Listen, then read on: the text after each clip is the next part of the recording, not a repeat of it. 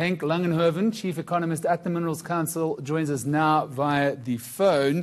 15 months in a row, gold production's retracted. This can't be only local issues, Henk, and obviously Eskom coming to the fore here as a stark reminder that the gold industry in South Africa's mining sector was always touch and go. Yes, look, it's partly historical because we have old gold mines. I mean, they've been going for 150 years, 130 years.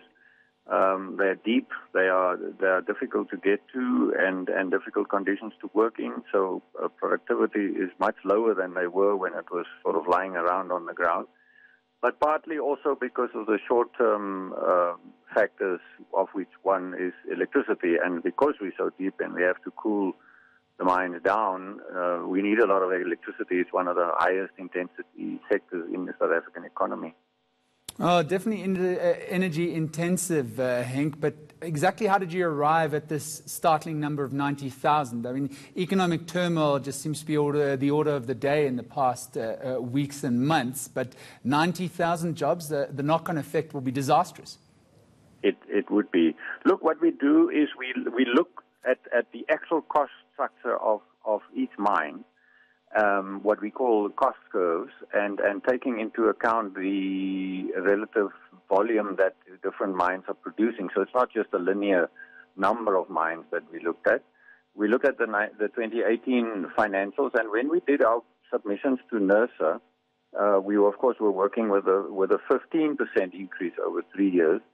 And just by the way, it's not only gold. Gold is under the biggest threat because there are more than 60% of the gold mining companies, 71% of the number, but about 60% of production are either loss-making or uneconomical. So platinum is involved because they are also deep or deeper than open cast specifically.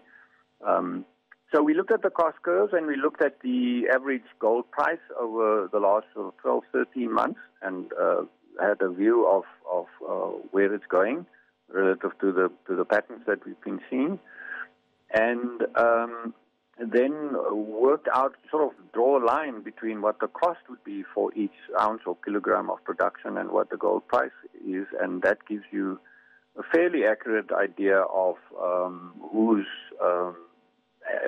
either not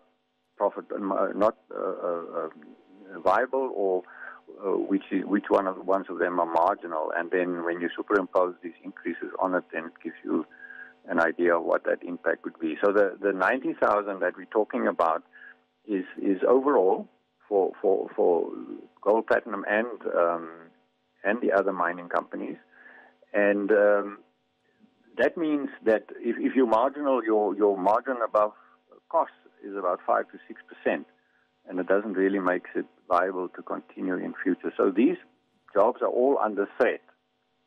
So it's the potential of when these cost increases come in, which could push these. It's the old story about the last straw that breaks the camel's back. Henk, Sibanye-Stillwater and Goldfields have already come out and said that they expect retrenchments. With this announcement of your expectation of 90,000 job losses, where else are you expecting bloodshed? Look, overall, it's difficult. I can't tell you what we specific mines, but the 15% increase over the 3 years showed us that only one mine will remain, about 20 tons of the 130 that we produced last year. The less than 15 is about 10%, about 2/3 of what Eskom has been asking for, brings the number down. So there will be 2 mines left. One will be marginal, and the other one will be viable. So it's all over. It's not just 1 or 2. Henk, very, very briefly, what's the hopes though? I mean, in the face of diminishing global demand, rising electricity prices, is this a fait accompli? Is the gold industry under siege? They are. We are doing a lot. Someone asked me now what can be done, should we not rethink? And that is exactly what is happening. There is a lot of money going into research and development and trying to find more optimum ways of doing this. And I must say, government is supporting us in this. They're funding one-on-one. Every rand that we give, they give 1 rand.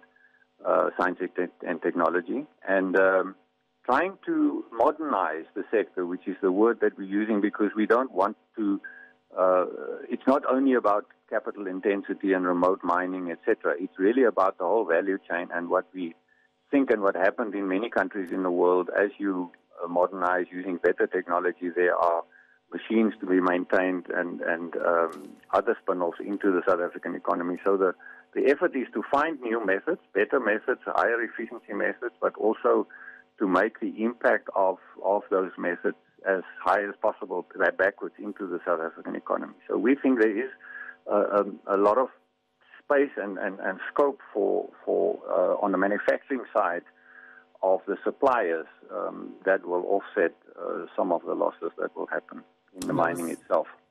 That was Henk Langenhoven, Chief Economist at the Minerals Council, about a prospective 90,000 jobs that could be lost in the gold mining sector following Eskom's latest power increases.